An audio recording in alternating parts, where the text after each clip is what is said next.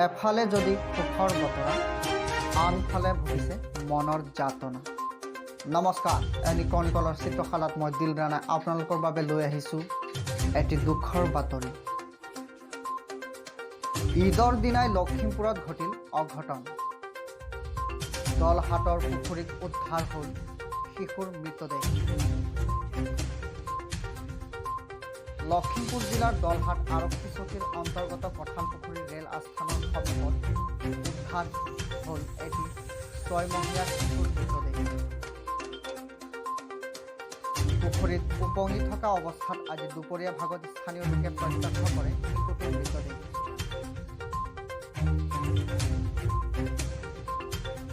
লগতে উদ্ধাৰ হৈছে শিশুটিৰ কাপোৰ আৰু গাখীৰৰ বটল।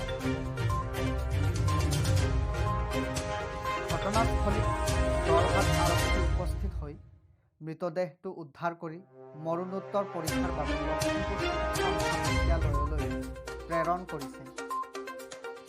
শিশুটিৰ মৃত্যুৰ কাৰণ বৰ্তমান সময়লৈকে জানিব পৰা হোৱা নাই যদিও এয়া এক পৰিকল্পিত হত্যাকাণ্ড বুলি সন্দেহ কৰা হৈছে।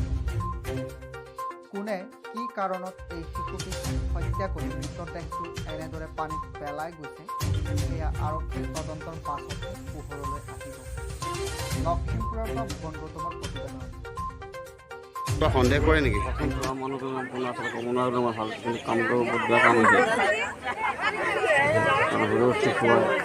দেওবাৰ শিশু আছিলে ন? এইটো অনুমানিক আপোনালোক কিমান মহীয়া হ'ব পাৰে কেঁচুৱাটো?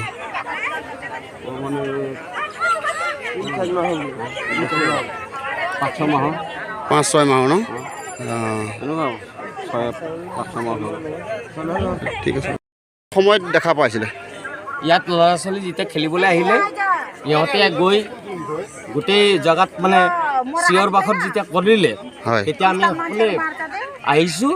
আহি দেখিলোঁ এই অৱস্থা যে এনেকুৱা এটা শিশুক পানীত পেলাই থৈছে আৰু কাপোৰ কানি গাখীৰ ইয়াতে আছে। আৰু আমি বিচাৰিছোঁ ইয়াৰ এটা সুতদন্ত হ'ব লাগে আৰু এই কাপোৰ কানিৰ DNA টেষ্ট হ'ব লাগে আৰু ফিংগাৰ প্ৰিণ্টো ল'ব লাগে।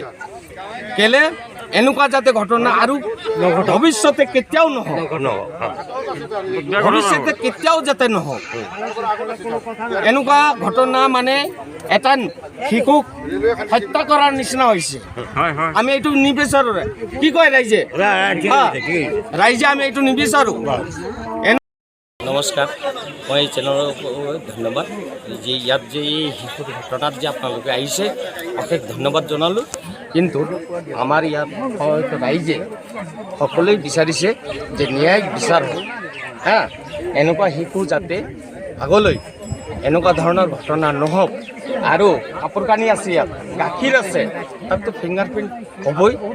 তো আমি প্ৰশাসনকো ক'বলৈ বিচাৰিছোঁ যে সেইটো তদন্ত কৰক, DNA টেষ্ট হওক, কেঁচুৱাটোৰো DNA টেষ্ট হওক আৰু কাপোৰ কানিৰো ফিংগাৰ প্ৰিণ্ট লৈ পেলাই তদন্ত ভালকৈ হওক।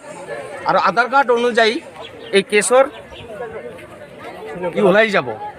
আমি কেলে আমাৰ এইটো জেগাত আমি এইটো বিচৰা নাই। এনেকুৱা শিশুক এনেকুৱাভাৱে হত্যা কৰাটো আমি বিচৰা নাই। এইটো বহুত অন্যায় হৈছে আৰু আমি এই গাঁওবাসীয়ে বহুত দুখিত। সেইটো কাৰণে আমি প্ৰশাসনৰ ওচৰত এটা আপত্তি জনাইছোঁ যে এইটো সুবিচাৰ হ'ব লাগে আৰু তদন্ত হ'ব লাগিব।